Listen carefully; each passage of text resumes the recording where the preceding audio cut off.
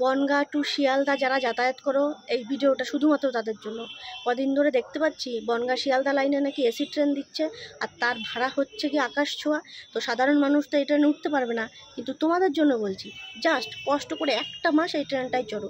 সাইগো যে পরিমাণে চোর ওঠে এই ট্রেনে, আর আমাকে এই বনগাঁ লাইনে যে পরিমাণে চোর ঘোরে ট্রেনের মধ্যে, সাইগো ট্রেনের এসি চুরি করে বাড়ি নিয়ে লাগাতে 1 মাসও তাকে টাইম লাগবে না।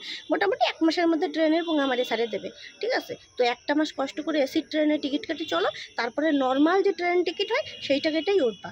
আর তখন যদি টিটিতে ধরে, আর যদি বলে যে এসি ট্রেনে এই লোকাল ট্রেনের টিকিট কেটে উঠছো কেন, তখন টিটিরা বলবা সাইগো ট্রেনে এসি এসে কই, এসি তো চোরের বোধা কবেই খুলে নিয়ে বাড়ি চলে গেছে। তো এতে নর্মাল টিকিট কাটবো নাকি এসি ট্রেনের টিকিট কাটবো? ঠিক আছে, মানে মোট কথা আমাকে বনগাঁ লোকালে ট্রেনের মধ্যে যে কটা লোক ওঠে 90% লোক হচ্ছে গিয়ে চোর, মানে চুরি করতে ওঠে। তারা সুন্দর জামা পোশাক পরে চুরি করতে ট্রেনে উঠবে। তা এই চোরগে ট্রেনে যদি এসি লাগায়, ওই এসি কয়দিন থাকবে কও?